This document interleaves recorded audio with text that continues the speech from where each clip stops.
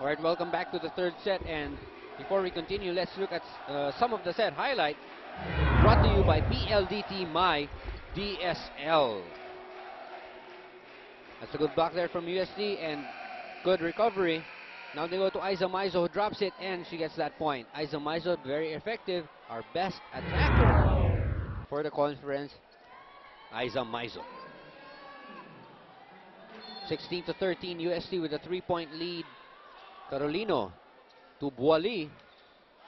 Good play to Mirasol. She gets a point off the blockers of UST. Yan na lang, ano, kung hindi mo maipalusot, find the way to get a point from attacks. And that's one smart way of doing it. But from Suzanne Ross's service error, ito naman ngayon, si Joy Benito.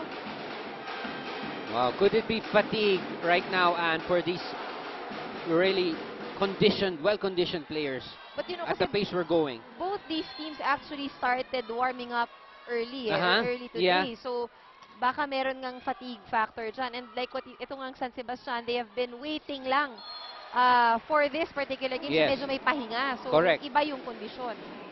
Wally connecting via a off-the-block shot. Lead only 2 points, San Sebastian trailing 15-17. Cruz serving it up to Curato. They go to Maru. Free ball. Oh, that was such a bad play coming off a free ball. And there you go, Jing Balse quickly capitalizing on that error. And that could be very frustrating, ano? Pag merong play na ang ganda sana, pero hindi na-execute properly. Tapos ang balik sa inyo, isang magandang Isang power punto. spike, yan. Isang power spike brought to you by PLDT My DSL.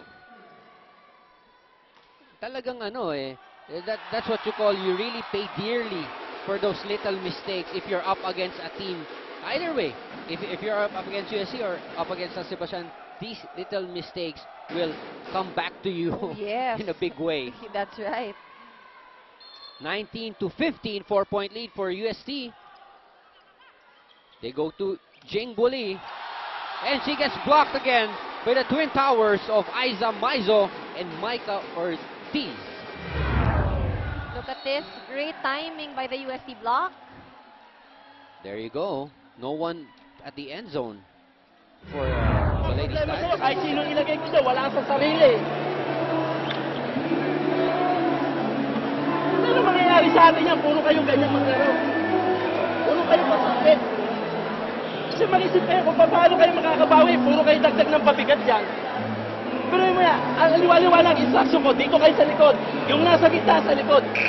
Ay, saan yung nasa gitna? Ay, talaga naman bablokin yan. Anong gagawin ninyo?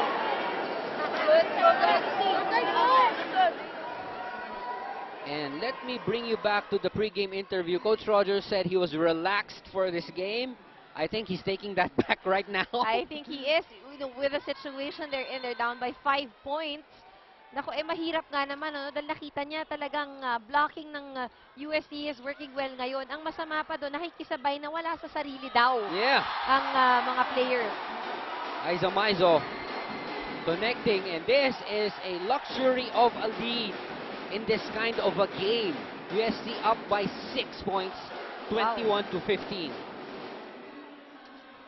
And Robinhos is being put in for defensive purposes, I assume. And yes, that's right. Of course, itong si Rubinho is one of the tallest players that San Sebastian has. Let's see if she would be able to make a difference in the front line for San Sebastian.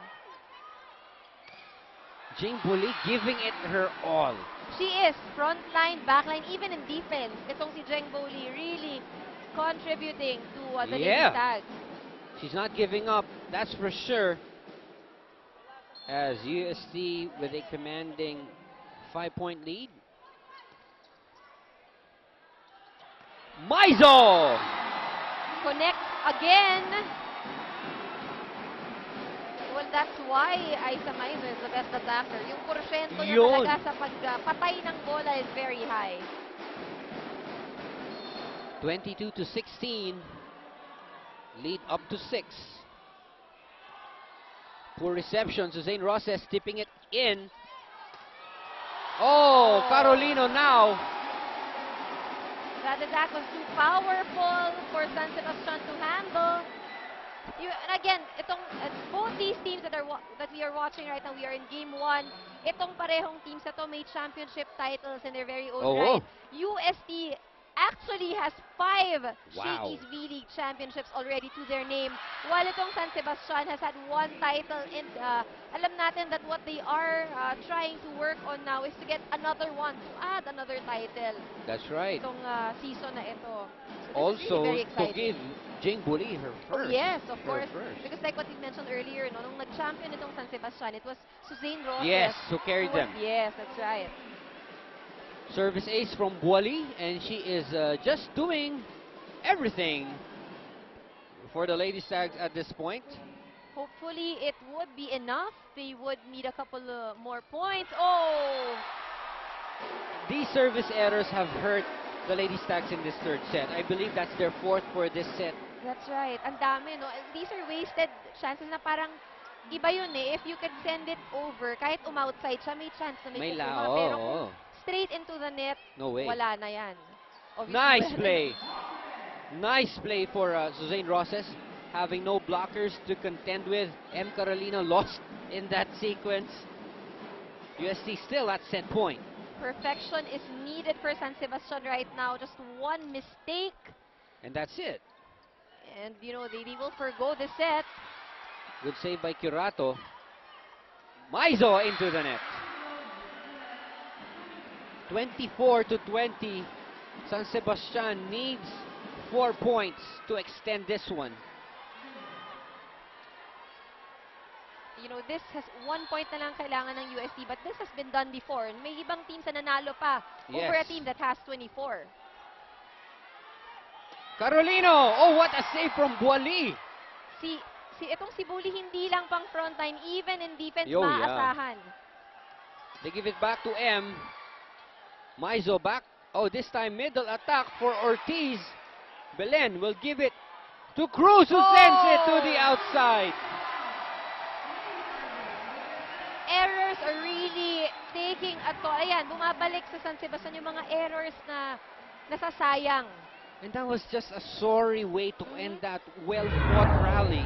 That's right. It would have been better, kung puntos ang kalaban. But in the meantime, let's take a look at our Shakey's shake and play. Look at this very good attack coming from Michelle Carolino. All right, it is USC up by 2 sets. The 4th set, but